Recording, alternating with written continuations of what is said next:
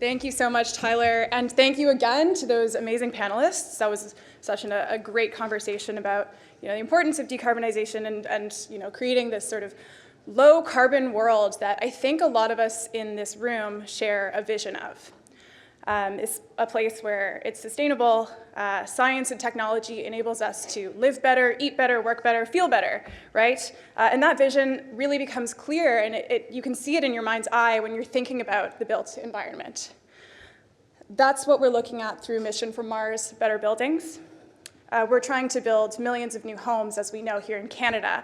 And in this vision, development doesn't equal the destruction of nature, but the intelligent use of natural resources, relevant technologies, data that is available to us in 2024. We're smarter about the way we're building, how and where we're rebuilding, how we're retrofitting, and what happens at the end of the life cycle. We're thinking about how we use energy in our buildings. We've disrupted long-standing inefficiencies and leveraged state-of-the-art science to do so. We see Canadian innovation as the key to getting us there. Today marks the start of the Mission from Mars Better Buildings Adoption Accelerator, through which we will be supporting 6 companies on their pathway to commercialization and immense decarbonization impact. Through a very competitive selection process, we have chosen these companies to be our climate champions for the building sector. We had help from experts from across the industry to choose scalable, impactful technologies, and we're so grateful to those partners for their support. Some of their logos are up on the screen, and there are many more that you're not seeing at the moment.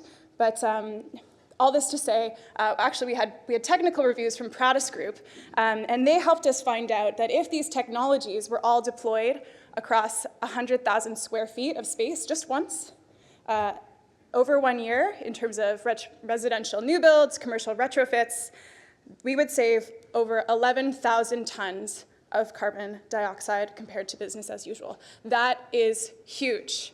And these companies are just getting started. That's not even taking into account things like biogenic carbon sequestration, higher density neighborhoods, less material waste, circularity. But the key here is adoption.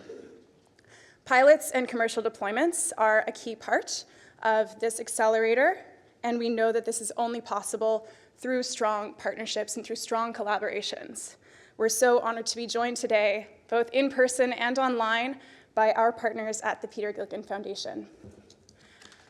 They have been absolutely visionary in their support for Canadian cleantech entrepreneurs and for Mission from Mars, among many, many other deserving causes, and we're so grateful for their support, so thank you. And I'm thrilled to invite to the stage Stephanie Tressler, Executive Chair of the Peter Gilligan Foundation. Stephanie Stephanie has been involved in the direction and strategy of the foundation, as well as the implementation of the grant program since 2016, during which time she has greatly influenced the increased commitment to the children, youth, and families, climate change, Indigenous youth, and international development priorities. Please join me in welcoming Stephanie.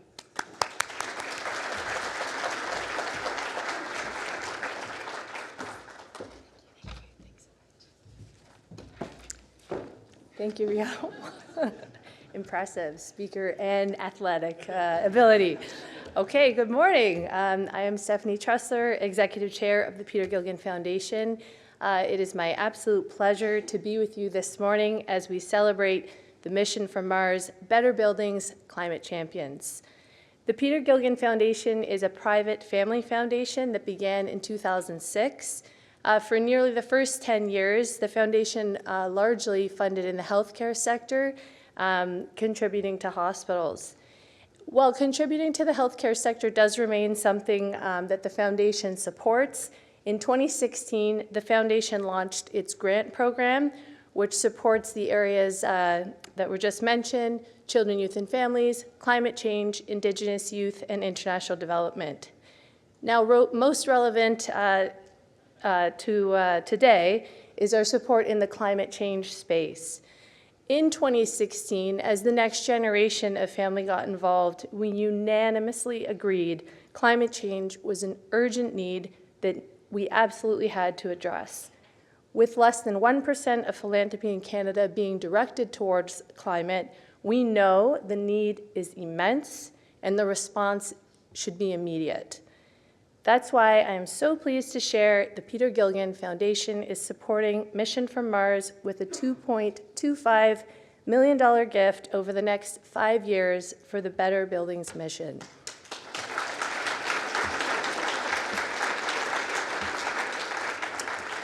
Thank you. The Better Buildings mission will support technology companies driving decarbonization, resilience, and affordability for our buildings. It's already been mentioned a few times this morning, buildings account for nearly 40% of global emissions, so decarbonizing the building sector is absolutely critical for Canada to meet its climate targets. Today, I'm so thrilled to help celebrate the 6 companies selected for the Mission from Mars Better Buildings Adoption Accelerator. These companies represent some of Canada's most exciting technologies that have the potential to help us reduce the carbon across the entire building sector. These ideas have the potential to make a significant difference throughout the building life cycle, and once deployed at scale, will lead to the real-world impact that we need. While decarbonizing Canada's building stock does present immense challenges, it also unlocks opportunities for job creation in the green transition, healthier communities, and a more resilient future. We're all looking forward to seeing how these companies will shape the buildings of tomorrow, starting with supporting adoption today through this program and initiatives like it. Thank you so much. I believe Tyler is going to come up and announce this year's cohort. Oh, Maria is going to cartwheel back up. Thank you so much.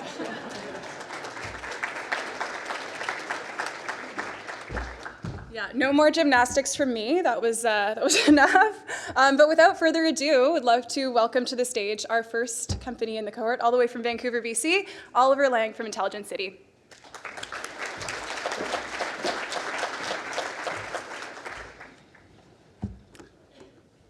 Good morning. We're very honored to have been selected to this cohort. It's great to be here. We, Intelligent Cities and Urban Housing Company, we work on the mission to empower people to live better lives in the urban environment. Housing affordability is a global crisis with cities facing unprecedented demand for smart urban densification. At the same time, the construction industry is responsible, as we've heard today numerous times, for 40% of global carbon emissions. But what if the solution to both of these problems could be the same? Intelligent City developed an integrated product and technology platform that combines certified mass timber building systems with advanced software and robotics. We are redefining how mid-rise urban housing is designed, built, and delivered.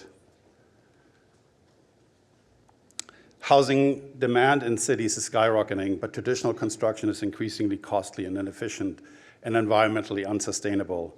Cities are facing mounting pressure to densify for better urban housing. We focus on mid-rise densification, consistent with urban planning mandates in many cities for more affordable and resilient communities.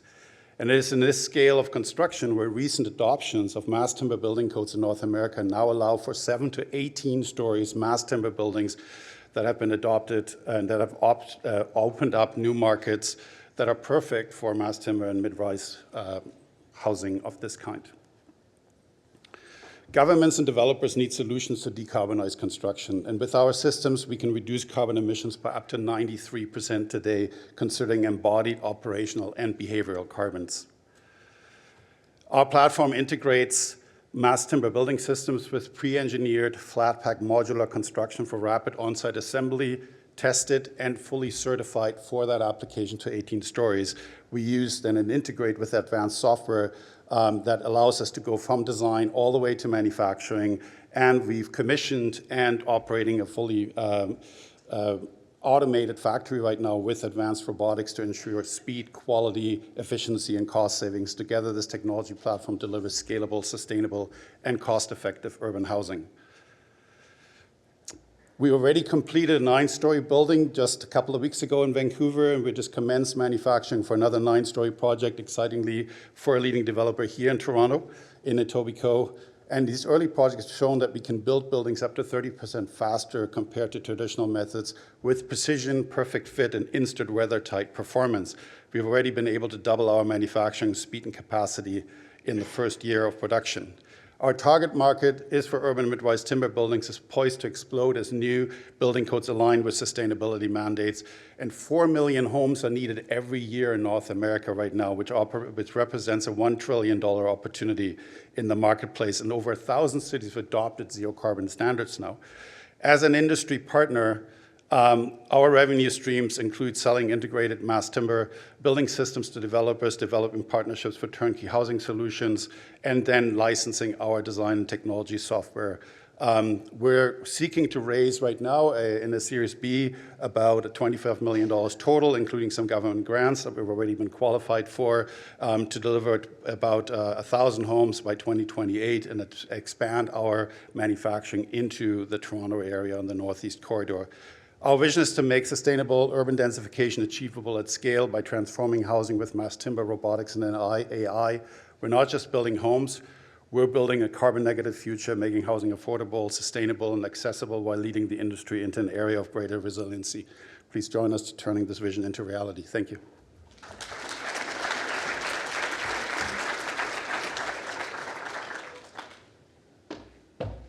Thank you so much, Oliver. I think we can all agree that we really need a lot of more of systems and people that are working towards this vision that Oliver has shared with us.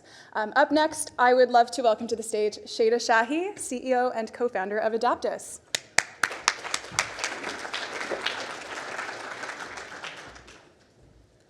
Hi, everybody. Thanks, Ria and the MaRS team for having me here. Shada Shahi, CEO and co-founder of Adaptus. I'd like to talk to you about cost optimization and how we can make better decisions when it comes to high-performing buildings. The general understanding when it comes to high-performing buildings is that it has a premium cost of 10 to 30%, depending on who you ask. A recent study out of BC Housing has proven that that is not true. Across 38 buildings, they found no correlation between high performance and capital costs. It really, to build better, to build high-performing buildings, it really comes down to optimization of decisions, and that's what we do best at Adaptus. We are a platform based on proprietary technology that helps us optimize cost and carbon for capital decisions.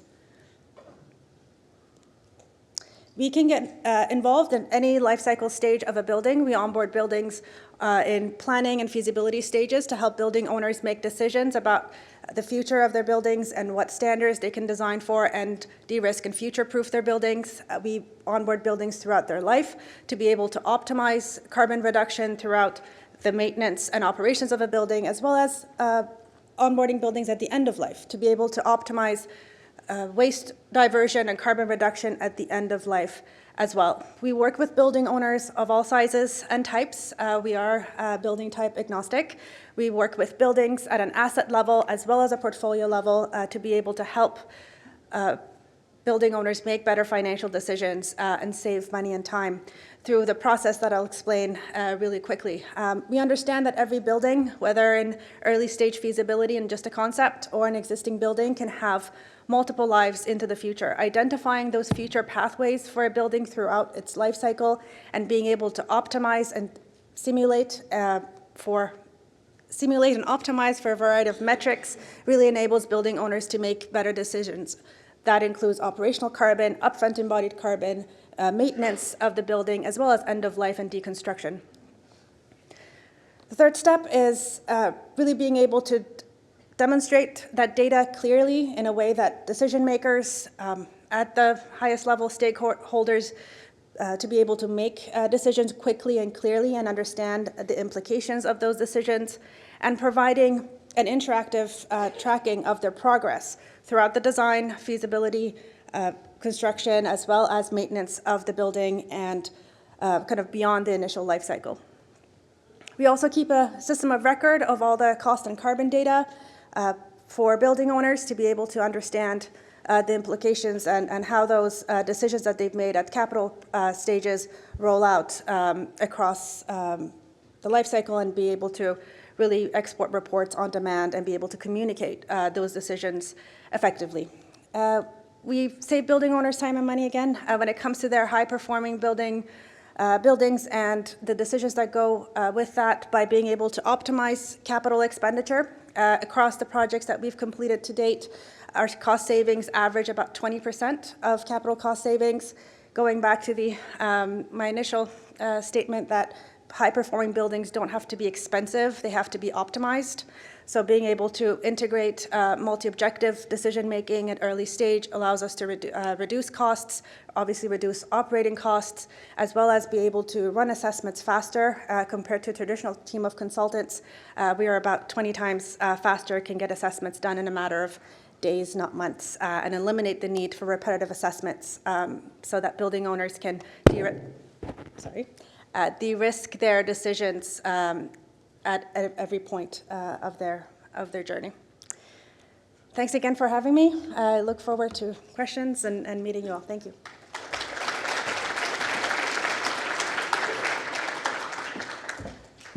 Thank you so much, Shada. And in an economy like this, that type of savings is really meaningful, I think. So great technology here. Up next, if I can get this clicker to work, will be David Mather, CEO of Nextlight. There we go.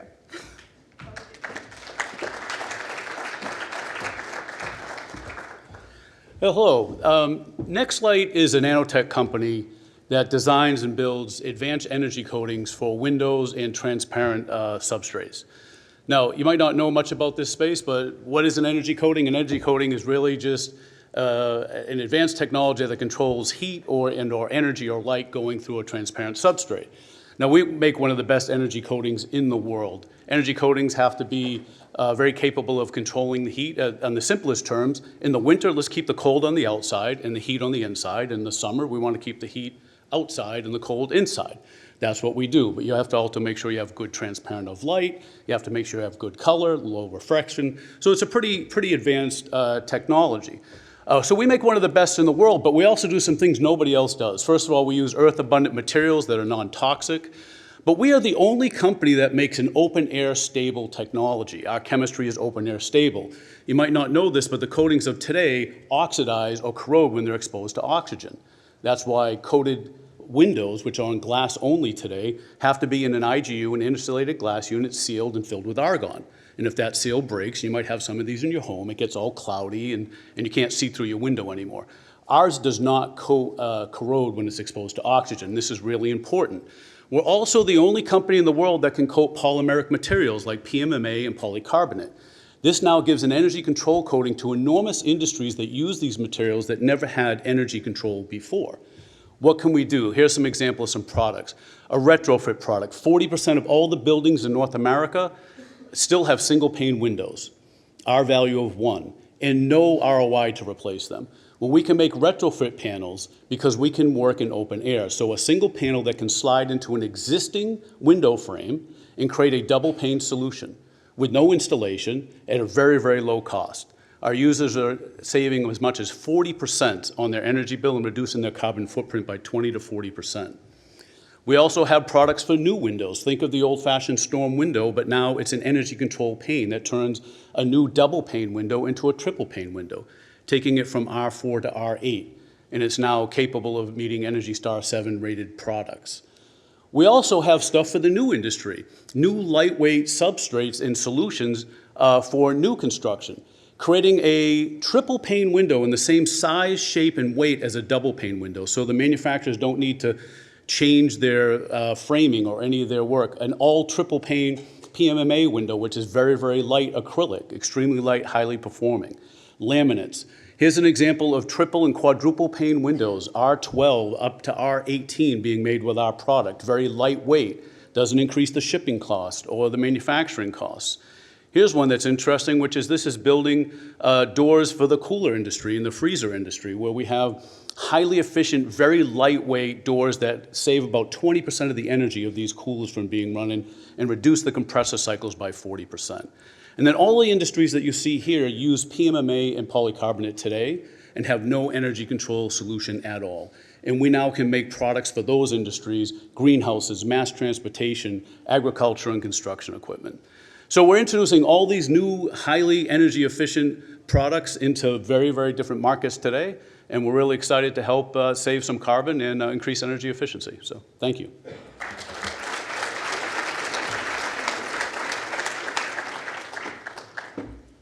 Thank you so much, David. Yeah, one of those things that I think a lot of us just sort of take for granted or forget, like how much energy gets lost through windows is astounding, and this is a solution that can make a huge difference. Up next, I'm very excited to introduce Puya Saberi of Tiny Box Systems. Welcome, Puya.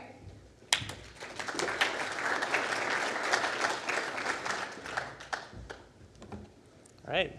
Hello, everyone, and thank you so much for the MaRS team to have us as part of the cohort.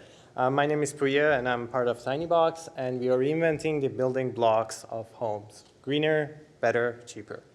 So it's needless to say that today we are in a climate crisis and a housing crisis. But how we are building 95% of homes, still traditional construction, right? So, and attempts that have been done so far to make improvements on traditional construction, prefab, 3D printing homes, have been only marginally better, right? So we're talking about complicated shipping, a lot of equipment on site, 3D printing is still not as green, and we have to deal with a lot of land prep. So what we have done at TinyBox is we have taken a novel approach. We've taken a modular approach similar to how PCs are built out of CPUs and GPUs. We have condensed more than 50,000 components that goes inside the building into just a few proprietary modules that they can go together. That includes our bioreactor system for water filtration system, as well as R6C wall panels. So what we're talking here is condensing 50 components that typically goes to a wall into our R6C wall panel with a vacuum insulated core. And that not only enables us to be a lot greener, so by being a lot more energy efficient, we are reducing a lot of carbon and embodied emissions, but we can also enable developers and contractors to build a lot faster. So a typical contractor can build 10 times more using our building system.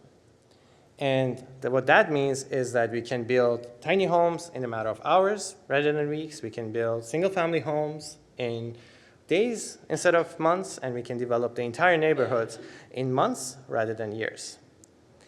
Just a few hours from here, we have Muskoka, which has one of the lowest vacancy rates in the country. They need to build 6,000 homes just to address their current housing shortage. However, last year they only built 200. They're suffering from labor shortage, equipment, hard to bring them on site, and some towns such as Huntsville, they need to spend more than $50 million just to upgrade their infrastructure to be able to build more homes. And there are hundreds of these towns and municipalities that are infrastructure challenged across North America. And we are a team that we hope to address that. We are a team of passionate founders. We started our journey about 2 years ago. We built our first prototype. We're living in it, learned a lot, built the second prototype, toured it around, and de-risked our technology as well as secured our supply chain to build them at scale. So going to next year, we have 16 pilots coming up all the way from California to the Canadian Arctic, and we are very excited to demonstrate the scalability of our solution. And we are looking for developers as well as investors that help us prove our technology and really build homes greener, cheaper, better, more affordable for anyone who needs one. Thank you, everyone. We are TinyBox.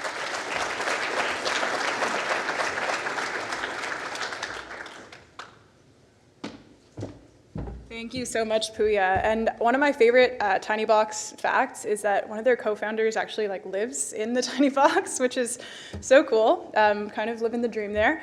All right, up next we have Evelyn Allen, CEO and co-founder of Evercloak.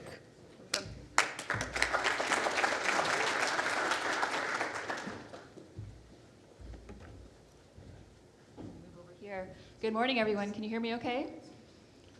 This might be hard to do on a cool day like today, but I'd like you to imagine that it's a hot, humid summer's day, and you go inside, you turn on your air conditioner full blast, and you feel cool.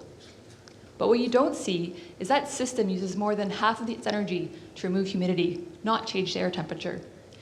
And this energy waste is happening everywhere, in our homes, in industry, in factories, and it's having an impact on our climate.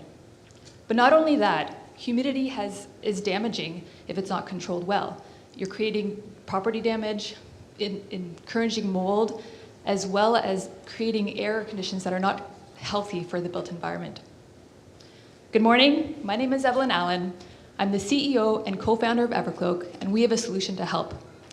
A membrane dehumidification technology that can remove 50%, or that can save 50% of energy when cooling compared to other technologies, so that we can have and cool our buildings without further warming the planet. So how does this work? Well, we change the way that buildings are cooled. Our technology, our membrane technology, goes ahead of the cooling system, and what that means is that we can remove that humidity without condensation. That dry air moves on to the cooling system, which is then sized smaller and results in reduction in greenhouse gas, reduced OPEX, as well as improved comfort by that precision control we bring. We built pilots and tested our system, all enabled by our proprietary membrane. And we're targeting the $230 billion HVAC equipment market. We're starting with industrial dehumidification because these industries, like pharmaceutical, food and beverage, and electronics, are very complex to manage that humidity, and it's very expensive. And our solution solves pain points that current technology does not, in addition to bringing sustainable and more cost-effective solution. We'll then move into comfort cooling, so you think of office buildings or your home. And compared to existing technologies, we have an advantage.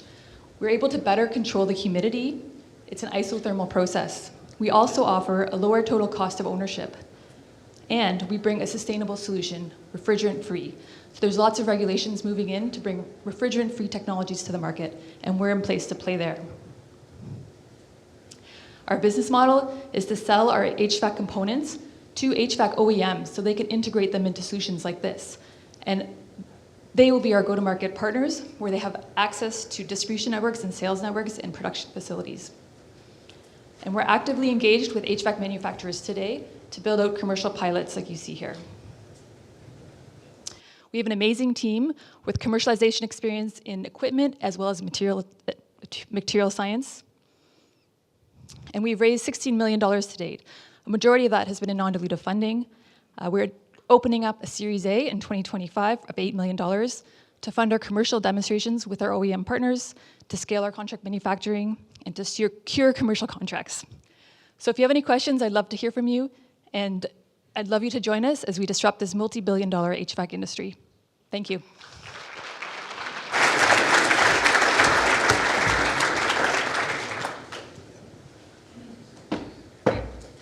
Thank you so much, Evelyn. It's definitely an industry in need of disruption. So excited to see Evercloak's technology on its way to commercialization.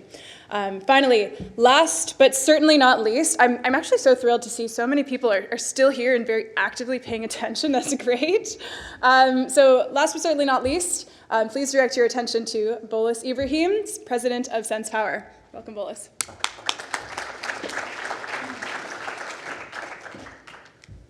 Awesome. Hey, everyone. Honor to be a part of the Better Buildings program. My name is Bolis, president at Sense Power. We build direct current power distribution systems for buildings, and I'll take you through what that means. So the world today, we consume roughly 32% of our power in the form of direct current. And for some of us, it's almost 100%. This is mostly driven by these high growth applications, LED lighting, that's all direct current. Wireless densification, so 5G, that's all driven by direct current. Think digital devices, anything with a battery, any motors. So motors of the future are direct current. These are variable speed drives, or VFDs. The most efficient HVAC runs on DC motors. EVs and fast charging, and then renewables and microgrids. The world is totally moving away from the AC of the past into the DC of the future. This goes all the way back to Nikola Tesla and Thomas Edison. So AC versus DC, for those of you that don't know, in North America, the grid delivers alternating current to our buildings and to our homes. That's at 60 hertz, and it alternates or switches polarity. DC does not switch polarity. It's single voltage throughout time, and that's what our digital devices need, and the most energy efficient things. Solar panels produce it, and we consume it. What we do at Sense Power is we build distribution equipment or energy management systems. We build two systems, a low voltage system or a class 2 low voltage system that we primarily use for lighting or last mile distribution. And by the end of 2025, we'll have 1 megawatt installed of the class 2 low voltage systems. So we've had a very good 2024 in terms of orders, which is fantastic. And then class 4, which is interesting. It's a higher voltage, long distance transmission, which is new to the electrical code. We also make sensors for lighting and software as well for building automation. I'll skip through a bunch of this, but basically CapEx, this stuff is lower cost to implement in a new build or a deep retrofit. It's about 50% the cost on the wiring side. There's also no mechanical protection required, so you eliminate a lot of the mechanical protection or conduit or pipe that we use to protect cable, because the systems that we build, these systems are safe and efficient. They're virtually free of electrical shock and fire hazards, so you can throw away a lot of the mechanical hardware. So there's a lot of decarbonization in the embodied carbon side. Also, the installation doesn't always require a licensed electrician. On the OpEx side, it's energy efficient. And there's about a 25% energy cost reduction and about a 50% lifetime maintenance cost reduction. I'll skip through this because there's only 5 seconds left, but there are significant greenhouse gas reductions. It's about 1.12 pounds of CO2 diverted per square foot annually. We've done many case studies. One of them is Scotiabank. So we've done, I think we're at 15 to 20 branches now at Scotiabank. We've done TD Bank. Our largest deployments are with hospitals. There's also this exciting stuff to follow. It's the first time since 1978 that the electrical code has added a new class of power, class 4. This is a big win for direct current power and something to watch out for.